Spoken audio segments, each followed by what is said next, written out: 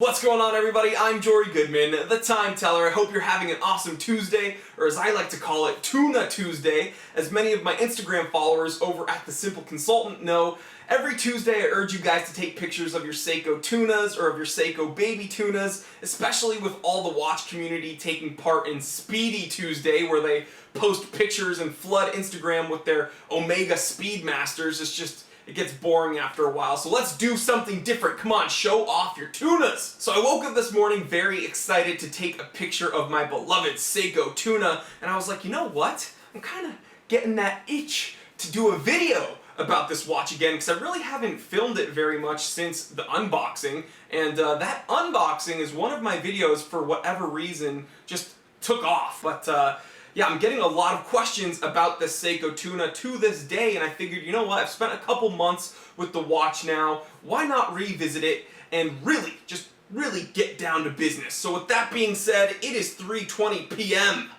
Let's get down to business. Okay, so how do I feel about the Seiko SBBN 031 tuna after owning it for a couple months now? Well, there's a lot to like about it, and the things I thought I would like about it, I now love, and I'm going to share those things with you right now. So first I want to talk about the looks, okay? As you guys know, I am more of a small watch dude. I advocate making watches small again. I think that it's a huge power move to walk into a room and wear a small watch. Again, I could go on and on and on about wearing a small watch. Guys, wear some small watches now and again, okay? But this big honkin' 48mm case is just super appealing to me. I don't know what it is. It like breaks my rules, and I mentioned that in the unboxing video. I was like, wait, this is a 48mm Quartz watch. Why am I so infatuated with it? I don't know. I'm gonna try to figure that out in this video and let you know right now. But let's just talk about the looks, okay? For some reason, this 48mm case wears much smaller. I think it looks good on my wrist. I think a lot more people could probably pull it off than you would initially think. I think the size on paper kind of deters a lot of people, but I say go for it. Put one on, see how it looks, see how you like it. I'm sure you'll end up loving it. Again, I'm going to get a lot of questions. I have a little bit above a 7.5-inch wrist, but I think it looks great. I'm going to put some close-ups as I speak. So as far as how it looks on my wrist, still very pleased with it, although it's much bigger than I would normally want a watch to be.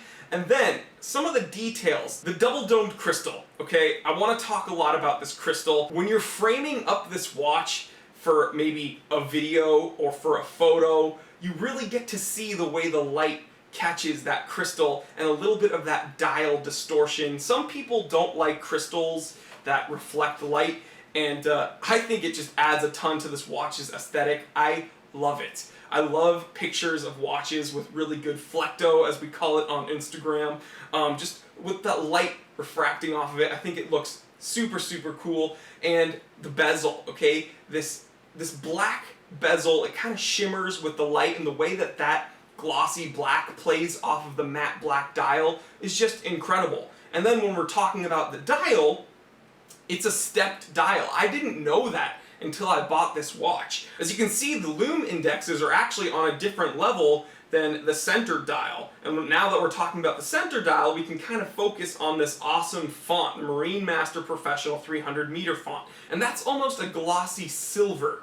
And then my favorite part, I know it's kind of silly, but one of my favorite parts about the dial of this watch is the Seiko logo. It's raised off of the dial, so some really great texturing there. Okay, so we got the dial out of the way. Let's talk about the case and the bracelet. So I love the way this case looks. I love how tough it looks. I love the 4 o'clock crown. Dude, in a sea of Submariner homages, no pun intended, these Seiko divers really stick out, and that's what I appreciate, and that's why Seiko is probably one of my favorite companies. But you guys already know that. So again, it's very tough with these screws coming out of this big old shroud, and the bracelet. Man, I know a lot of people take these watches off the bracelet and put it on some other strap, but I personally love the way this bracelet looks. As you can see, it's somewhat tapered into this awesome clasp that's very easily resized, but we're going to get into that in a moment. But yeah, I think all in all, it's just a very impressive looking,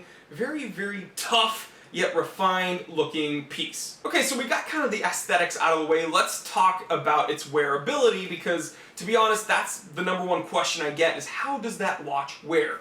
Well, as I alluded to at the beginning of the video, although it's a 48mm case, it wears much smaller than that. I think it's a very, very comfortable watch. If you remember, my baby tuna, my Seiko SRP641 baby tuna, is one of the most comfortable watches I own. I don't know if it's because it's super flat, but you put it on your wrist, it just lays there and you forget that you're wearing a watch. Now, this watch is pretty much equally as comfortable because it shares a similar case. This one's a bit bigger, but it lays flat on your wrist. You wouldn't know it's there except for its sheer heft. Again, it is on a big bracelet, so that definitely adds to its heft, but I'm a big dude, and the weight isn't a problem for me. It's not super unwieldy, but I understand why a lot of dudes want to take this off of its bracelet. Now let's talk about the bracelet, okay? The bracelet is incredibly comfortable. It's a very, very comfortable bracelet, very smooth. I'm a hairy dude, as you guys tend to bring up in the comment section, but it doesn't pull my hair at all. I absolutely love how easy it is to quickly resize it. If it's hot outside and your wrist swells up a little bit, you can give yourself a little bit more room very, very easily. Or if it's cold out and you want to wear it over a jacket, again, you have a ton of extra room that you can very easily and quickly give yourself right there.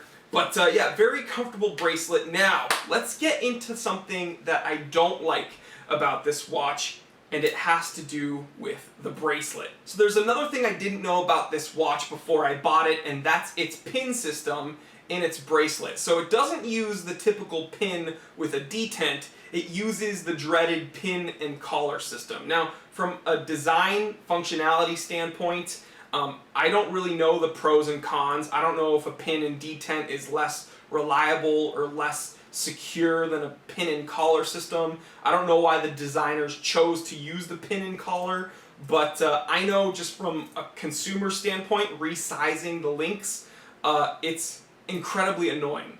Okay, so normally when you go to resize a watch, you can just take your tool, carefully tap out a pin, take the link off, put the pins back in, and boom, you have a resized bracelet. But not with this, okay?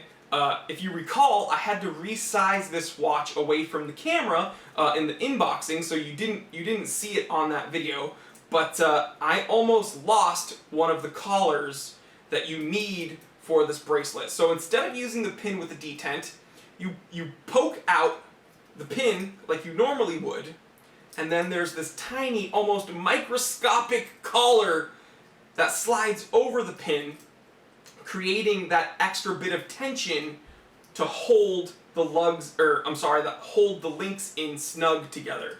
Now, if you lose that little collar, you're done. You need to either go to your watch guy or go through Seiko Parts and Service to get another collar, because you can't hold the links together simply with the pin itself. Like with another watch, all you need is the pin, because the pin has its own detent. But with this, you need that extra little collar that slides over the pin.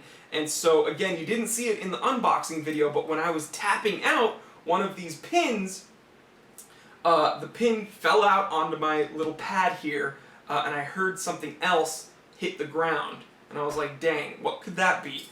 So I took my flashlight and scanned my floor, and sure enough, there was this microscopic little collar, and boy was I frustrated, because I almost kind of, not broke the watch, but I almost made the watch unwearable, like within the first 10 minutes of holding it. So guys, if you get one of these watches, and you probably will need to resize the bracelet, be very careful with the pin and collars. Do not lose them. So yeah, guys, that's really the only complaint I have about this watch. So in the grand scheme of things, if you do your part and you're just really careful when you're resizing your bracelet not to lose that little pin and collar, you won't encounter any problems with this watch. So yes, it's still everything I dreamt about and more, and I'm very, very, very happy with this piece. Ever since I learned about the Seiko SKX, I have wanted a Seiko Tuna, and I am very happy to own one. So again, it's not the most attainable watch, but I think it's worth every penny. I'm going to leave a link in the description below